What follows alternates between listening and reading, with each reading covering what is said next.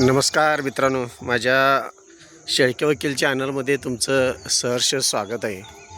मित्रांनो, आजचा विषय जो आपण घेतलेला आहे तो विषय अशा पद्धतीचा आहे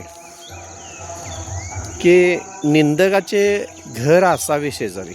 आता हे निंदकाचे घर का शेजारी असावे हे असं का म्हटलं गेलं आहे. तर मित्रांनो, ज्यावेळी खरोखर तुम्ही तुमच्या जीवनामध्ये चांगल्या पद्धतीनं प्रगती करत असताय त्यावेळी तुम्हाला निंदणारी लोक तुमच्या शेजारी पाहिजेत. निंदणारी म्हणजेच तुम्हाला नावं ठेवणारी तुमच्या शेजारी लोक पाहिजेत. मग तुम्ही तुमच्या आयुष्यामध्ये प्रामाणिकपणे जर जीवन जगत असाल तर फार महत्त्वाची गोष्ट कुठली असेल तर ह्या लोकांना तुम्ही चांगलं जगताय ह्याचं फार वाईट वाटत असते. कारण का तर तुम्ही तुमच्या आयुष्यामध्ये कुणाचीही साथ न घेता, कुणालाही न विचारता तुम्ही तुमच्या संघर्षावर, तुमच्या स्वतःच्या हिमतीवर जे काही करण्याचा सगळा जो प्रयत्न करत असताय ते तुम्ही मित्रांनो तुम्ही स्वतःच्या कणखर मतावर आणि स्वतःच्या विचारावर आणि कुणाच्याही शक्तीनिशी तुम्ही करत असता. आणि अशावेळी ही लोक इतकी तुम्हाला नावं किंवा आपल्याला नावं ठेवत असतात की त्यावेळेस खरोखर वाटतं की निंदकाचे घर असावे शेजारी. एकदा वाटतं की मी माझ्या कष्टावर जीवन जगत असताना ह्यानी मला नाव ठेवायची काय गरज आहे. पण मित्रांनो, फार महत्त्वाची गोष्ट आहे आपल्या जीवनामध्ये अशी की अशी लोक जर आपल्या जीवनात असतील तर आपल्याला जीवन जगण्यामध्ये एक सुंदरता, शालीनता येत असते. असं का तर आपण ज्यावेळी चुकीचा निर्णय घेत असतो, ज्यावेळी आपण आपल्या जीवनामध्ये चुकीचे किंवा वाईट निर्णय घेण्याचा प्रयत्न करत असतो तर त्यावेळी मित्रांनो खऱ्या अर्थानं ही अशी लोक आपल्याला जीवन जगण्यासाठी फार मदत करत असतात. त्यामुळं जीवन जगत असताना फार महत्त्वाची गोष्ट म्हणजे नावं ठेवणारी ही आपल्या जीवनामध्ये असलीच पाहिजेत. कारण का ही जोपर्यंत आपल्याला नावं ठेवत नाहीत तोपर्यंत आपण आपल्यामध्ये काही बदल करू शकत नाही. आणि आपल्याला माहिती असते की आपण जर चुकीच्या दिशेनं जर आपली पावलं पडत असतील तर अशा लोकांच्यामुळं आपली जीवनातली पावलं ही चांगल्याच मार्गावर पडणार असतात. त्यामुळं अशा लोकांना भिवून आपण जर चुकून आपल्या नकळत जर एखादं कृत्य चुकीचं होत असेल तर अशा वेळी मित्रांनो आपल्या हातून चांगलं आणि चांगलंच कर्तव्य होत असतं. त्यामुळं निंदकाचे घर हे शेजारी असावंच. त्याच पद्धतीनं तुमचा मत्सर करणारे लोकंसुद्धा असावे, तुमचं चांगलं बघून अशीसुद्धा तुमच्या शेजारी लोक असावेत. का अशा माणसाचा आपण मित्रांनो फार आभार मानलं गेलं पाहिजे. आता अशा लोकांचं का आभार मानायचं जे लोक आपलं बघवत नाही, जी आपल्याविषयी मच्छर करतात, आपल्याला तिरस्कारानं बघत असतात, तर अशा लोकांचं उपकार किंवा अशा लोकांचं आपल्या आयुष्यातानं खरोखर भाग्याचं मानावं लागत असतं. कारण ह्या लोकांच्यामुळं आपल्याला कळत असतं की मी माझ्या जीवनात केलेली प्रगती ही खरोखर एक ना दिवस चांगल्या मार्गावर आणि प्रत्येक चांगल्या मार्गावर ही आपण चालत असतो. आणि ह्या लोकांना ते बघवत नसते आणि त्यामुळे ती आपला जास्तीत जास्त मच्छर करण्याचा प्रयत्न करत असतात. त्यामुळं अशी माणसंसुद्धा जीवनात शेजारी पाजारी मच्छर करणारी ही असावीत. आणि अशा माणसासाठी देवाकडे सुद्धा आभार मानायला काही हरकत नाही की देवा, जी काही माणसं मला माझ्या जीवनामध्ये तू दिलीस, कारण ह्या माणसांच्यामुळे तरी माझ्या आयुष्यामध्ये प्रगती होत. आणि अशा वेळी मित्रांनो असं वाटत असतं की ही जी मच्छर लोक आहेत, हे जे आपलं बघवत नाहीत, अशा लोकांचा फार मनामध्ये एकदा विचार येतो की मी माझ्या हिमतीवर, माझ्या कष्टावर, माझ्या स्वतःच्या कर्तृत्वावर मी माझं जीवन जगत असताना ही माणसं माझ्या का आडवी येतात. आणि जर आडवी येत असेल तर ह्यांचा सूड घ्यावा का, ह्यांचा बदला घ्यावा का, ह्यांना इसका दावावा का, असे एक मनामध्ये अनेक विचार येत असतात. पण मित्रांनो, काही सूड घेण्याची गरज नाही, बदला घेण्याची गरज नाही, त्यांच्याविषयी तिरस्कार मानण्याची गरज नाही. कारण का, निसर्गामध्ये एक अद्भुत शक्ती असते. त्या शक्तीवर ह्या सगळ्या गोष्टी सोडून द्या.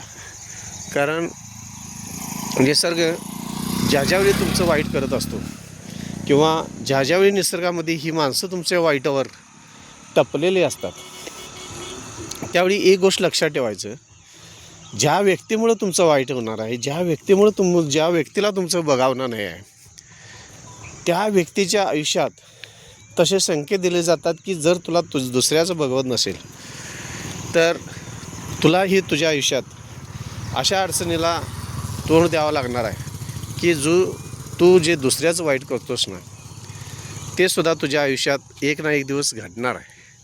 त्यामुळे मित्रांनो, कुणाचा सूड घेण्याचा किंवा बदला घेण्याचा कधीही डोक्यामध्ये विचार घेऊ नका. जे का असेल ते सोडून द्या शिका. कारण निसर्गामध्ये बदला घेण्याची ताकद ही असतेच असते. त्यामुळं आपण आपल्या जीवनामध्ये कसं राहायचं, कसं वागायचं, कसं जगायचं हे सुंदरपैकी आपण आपलं ठरवलं तर आपण जीवन हे सुंदर जगायचं असतं. आणि अशा व्यक्ती जर आपल्या आजूबाजूला संपर्कात जर असतील तर मित्रांनो, एक गोष्ट लक्षात ठेवा, तुम्ही जे तुमच्या आयुष्यात ज्या काही प्लॅनिंग, ज्या काही गोष्टी, ज्या काही घडामोडी करणार आहात, त्या घडामोडी जास्तीत जास्त करण्याचा प्रयत्न करा. कारण अशा पद्धतीनं जर घडामोडी तुमच्या आयुष्यात चांगल्या पद्धतीनं जर होत असतील तर एक महत्त्वाची गोष्ट आहे, जगाला तुम्ही तुमचं प्लॅन सांगत बसू नकोसा. एखादी गोष्ट तुम्ही तुमच्या आयुष्यात केल्यानंतर त्याचा जो काय रिझल्ट असेल तो समाजाला दिसला पाहिजे. एखादी गाडी तुम्ही घेणार असाल, एखादं घर तुम्ही बांधणार असाल, बंगला बांधणार असाल, किंवा अन्य काही गोष्टी तुम्हाला नोकरी लागणार असेल, किंवा अन्य काही तुमच्या जीवनामध्ये अनेक गोष्टी घडामोडी तुम्ही करणार असाल, तर मित्रांनो, एक फार महत्त्वाची गोष्ट आहे की तुम्ही बोलून दाखवू नका, तुमचा प्लॅन सांगू नका, त्याचा रिझल्ट समोरच्याला दिसला पाहिजे. ज्यावेळी समोरच्याला रिझल्ट दिसेल त्यावेळी मित्रांनो, खऱ्या अर्थाने हा समाज तुम्हाला मानत असतो की हा होता काय आणि झाला आहे काय, आणि ह्याच्या डोक्यामध्ये विचार कोणकोणते आहेत. त्यामुळं मित्रांनो, फार महत्त्वाची गोष्ट आहे की समाज रिझल्ट बघत असतो. तुम्ही काय बडबडताय, काय बोलताय, हा समाज कधीही बघण्याचा प्रयत्न करत नसतो. त्यामुळं तुम्ही रिझल्ट समोरच्याला देणं फार गरजेचं असतं.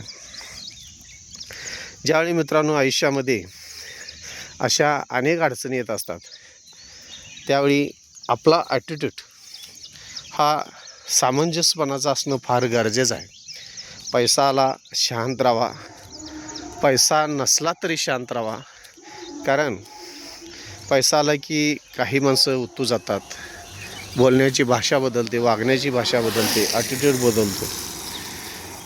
मित्रांनो, पैसा येत असतो, जात असतो. आपण आपल्या जीवनातले काही घडामोडी या आपण एकसारख्या जर ठेवल्या, पैसा असू दे सुखी समाधानी, पैसा नसू दे सुखी समाधानी, अशा पद्धतीनं जर आपण आपल्या जीवनामध्ये आपली प्रगती करत राहिलो तर पैसा हा आपल्या जीवनामध्ये गरजेयुक्त लागत असतो. तरीसुद्धा पैसा म्हणजे आपलं जीवन हे ॲटिट्यूड आपल्या जीवनातून निघून जातो आणि एक सुखी समाधानी समृद्धी आयुष्य आपण मित्रांनो जीवनाचा प्रयत्न करत असतो. मित्रांनो, हे जीवन जगत असताना जीवनामध्ये कधीही हार मानण्याचा प्रयत्न करू नका. जीवनामध्ये जसं आपण मोटरसायकल चालवत असतो, वाहनं चालवत असतो, जीवनामध्ये आपण प्रवास करत असतो, तसं चढ उतार हे येत असतात. तसेच जीवनामध्ये सुखदुःख येत असतं. तसंच जीवनामध्ये हार जीत होत असते. त्यामुळं जीवनामध्ये कधीही मित्रांनो हार मानू नका. कारण सूर्यानंतर दिवस उगवणार असतो, सूर्य मावळणार असतो, दिवस येते, रात्र येत असते. त्यामुळं आयुष्य हे जास्तीत जास्त सुखी समाधानी समृद्धी जगण्याचा प्रयत्न जर आपण केला तर जीवनात हार मानण्याची काही गरज नाही. मित्रांनो, जे आपण दुसऱ्यासाठी करत असतो, जेवढं काय करता येईल तेवढं करण्याचा प्रयत्न करा. तर कुणा उपकार म्हणून करण्याची काहीही गरज नाही. जे काय करायचं असेल ते मनानं करा. त्याची परतफेड व्हावी म्हणून जर करत असाल तर काहीही जीवनात करण्याचा उपयोग नाही. कारण एखाद्याला देत असताना त्याची त्यानं परतफेड काहीतरी करावी म्हणून जर देत असाल तर ते चुकीच्या पद्धतीनं आपल्या जीवनामध्ये त्याचे परिणाम होत असतात. त्यामुळं आयुष्यामध्ये जितकी काय आपणला आपल्या कोतीप्रमाणे, आपल्या आर्थिक परिस्थितीप्रमाणे जेवढी काय सामाजिक आर्थिक मदत करता येईल तेवढी करण्याचा प्रयत्न करून हे जे आपलं जीवन आहे ते जास्तीत जास्त सुखी समाधानी आणि समृद्धी करण्याचा प्रयत्न अशा पद्धतीनं केला पाहिजे की ही जी समाजात आपणला नाव ठेवणारी माणसं आहेत, मच्छर करणारी माणसं आहेत, पाठीमागं बोलणारी माणसं आहेत, हे सुद्धा आपल्यावर देवाचेच उपकार म्हणावे लागतील. कारण अशा माणसांच्यामुळं आपण आपल्या जीवनामध्ये अनेक प्रकारचे बदल करून आपण जीवन सुखी समाधानी समृद्धी जीवन जगण्याचा प्रयत्न करत असतो. त्यामुळं मित्रांनो, खरोखर आयुष्य सुखी समाधानी आणि समृद्ध असतं. आणि खऱ्या अर्थानं जीवनाचा अर्थ तोच आहे,